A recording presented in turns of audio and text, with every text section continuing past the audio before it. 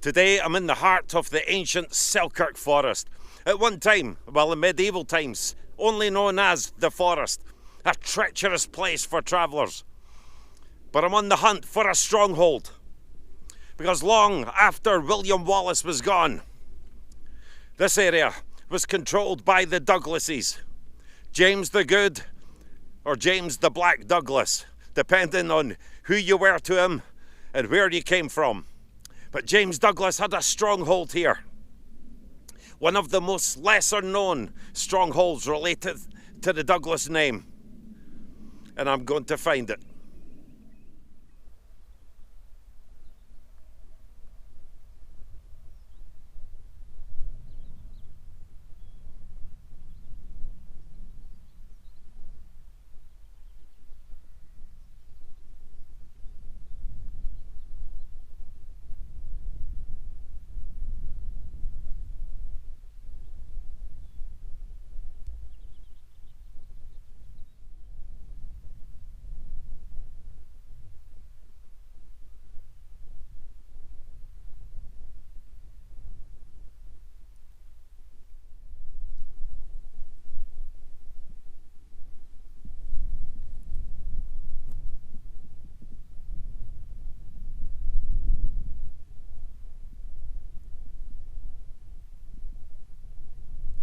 What strikes me about the Selkirk Forest is it's so vast, and yes, it's still a very vast landscape. Medieval times, likely far more wooded, a lot more cover, but when you consider the amount of ground that there is to hide out in, to have secret meetings in, rendezvous, it's perfect. It's perfect. And I often wonder, I mean, St Mary's Loch is quite a few miles back that way. Dryhope Tower is a couple of miles back that way. And as we wander in through this forest, I mean, just look at the vast landscape here. And beautiful, beautiful. Back then, when it would have had more woods,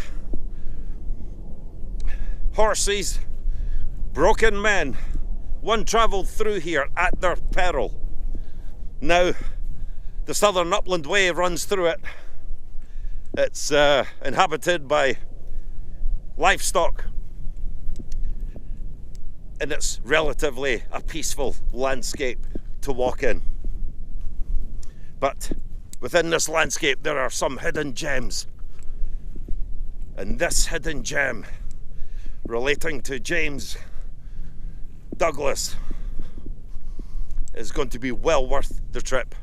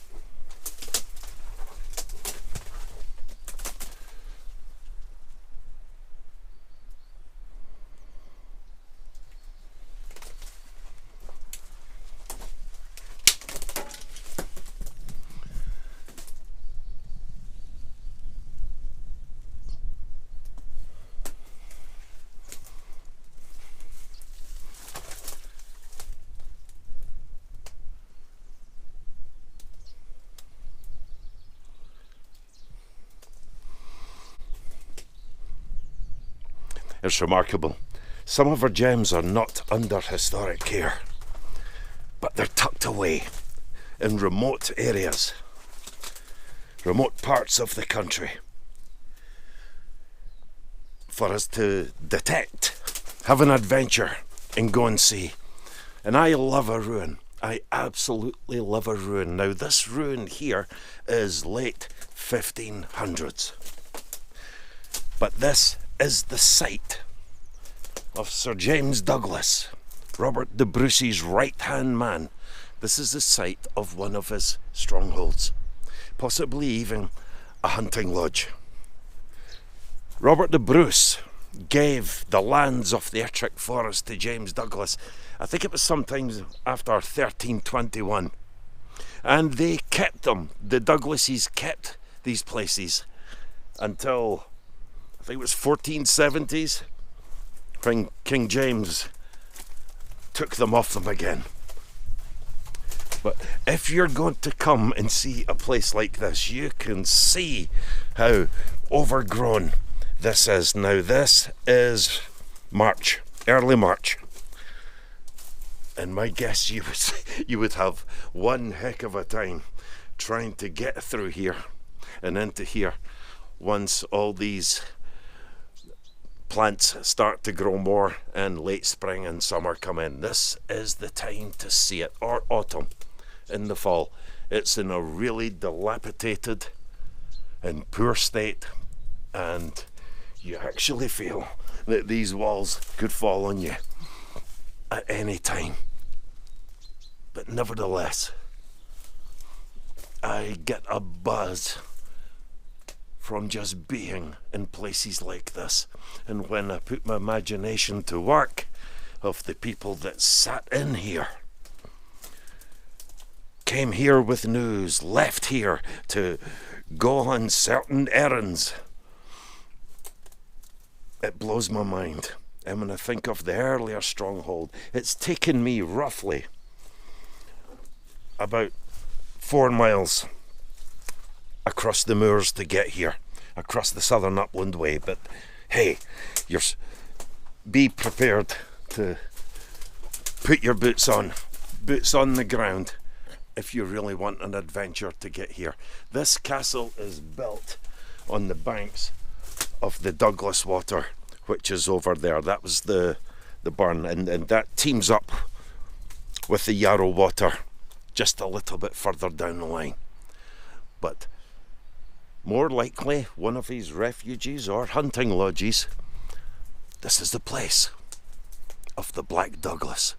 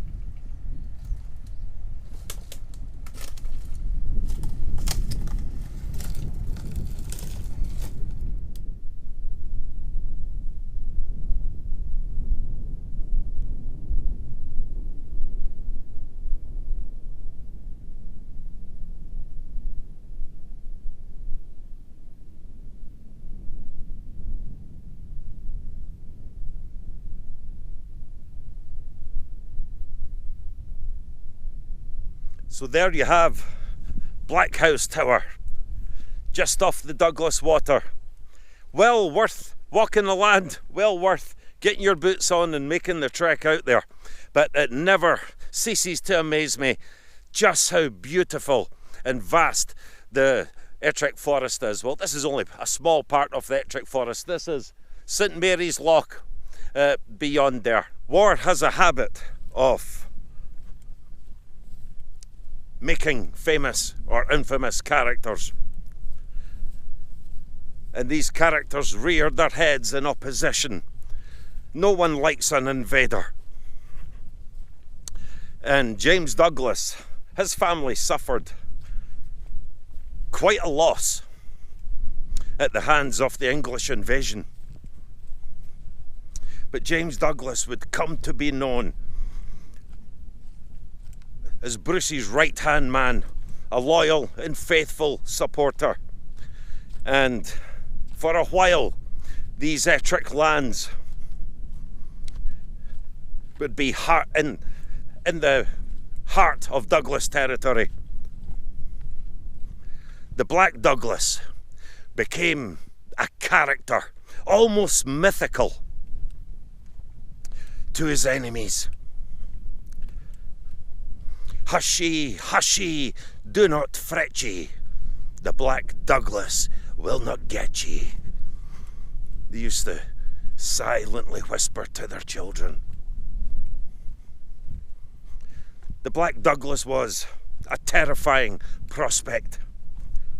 He was known for his barbaric raids on the enemy. He was merciless in that sense. But the good Sir James, to the Scots, to the Bruce Scots, loyal supporters of the Bruce, you couldn't have a better man on your side. Bruce was very fortunate in that he had a fantastic team to fight the Scottish Wars of Independence with.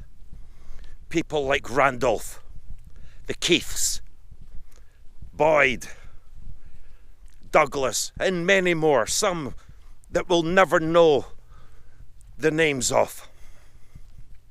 But the Ettrick Forest was always in its prime. It would have been a great hunting habitat, a great refuge for outlaws, and also a great base for forming raids south into Northumberland and beyond, and retreating there with their booty, secret meetings, everything. The Ettrick Forest provided for Scotland and the Scottish Wars of Independence and the outlaws who thrived in the place. An invaluable terrain in which to base their war on.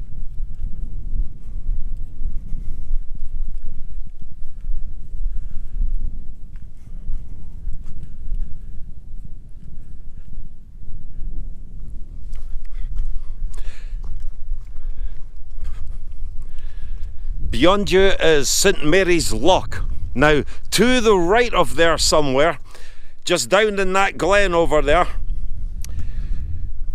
it's always held by tradition that William Wallace was knighted Guardian of Scotland in the town of Selkirk at the Kirk of the Forest there. But there's another more ancient Kirk of the Forest embedded in that valley down there. Now, the way I am thinking always is that the town of Selkirk would have been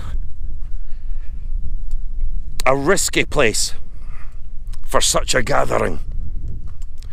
There may well have been English soldiers in that town. There would certainly have been spies, and Edward had his spies all over the place. His spy network in medieval times was quite acute. It was a major part of the warfare. I intend to do more on the characters surrounding the Scottish Wars of Independence, like James Douglas.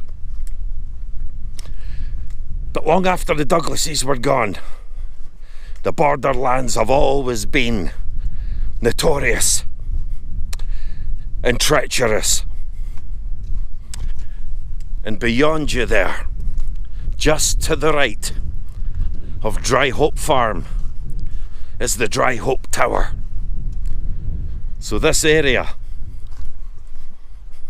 even then, even more inhabited, a couple of 100 years or so after Bruce and Douglas were long gone, this area was still outlaw country.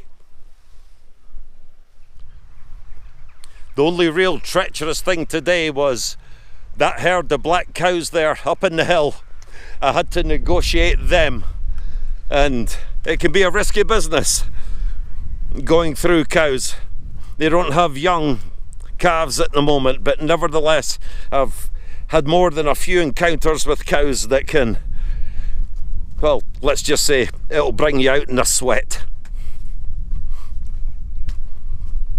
But here we come to Dryhope Tower, nestled here in the valley above St Mary's Loch.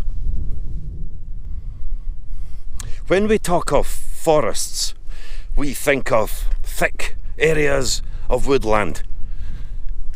And because the Ettrick Forest was so vast an area,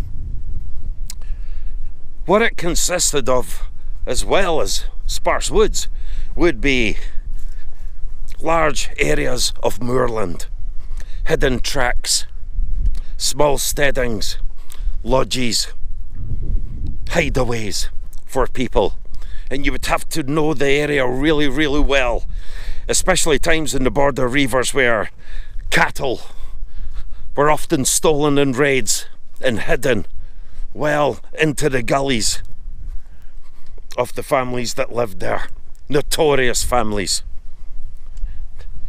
And I suppose you could say that the Douglases, James Douglas, was the first of the border raiders, for he would come down from this area into England and he would raid, plunder, terrorise, take his booty and come back to these areas.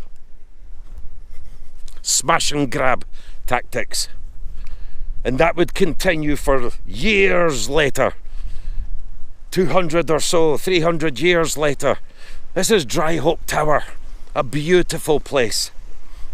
I absolutely love this place. The last time I was here, which was just over a year ago, probably those same cows that are up there on that hill were all in this area here. And it wasn't, and they were quite curious and inquisitive as cows can be, but it wasn't until one bolted that the rest followed suit, and I was given access to the castle, or the tower.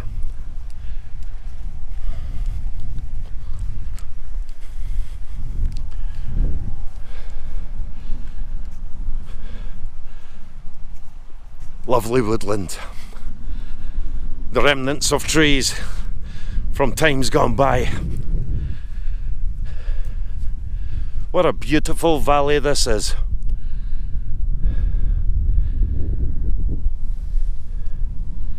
It verges on to the Southern Upland Way, which has many beautiful parts to it and is well worth exploring.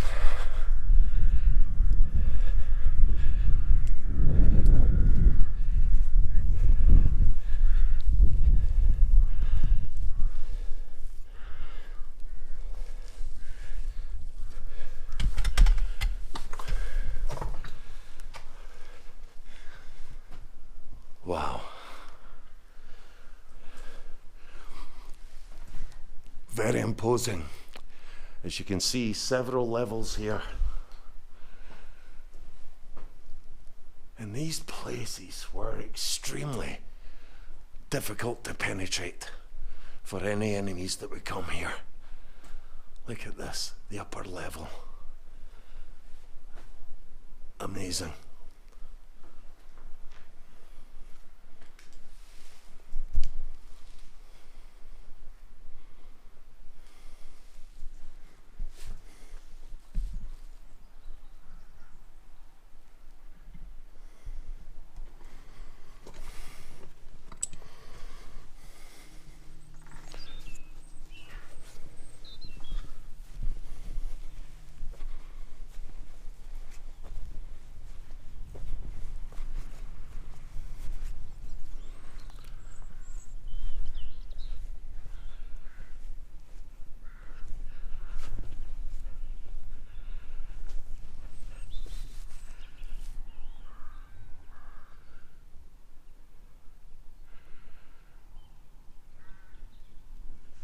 I came out here on a whim today, folks.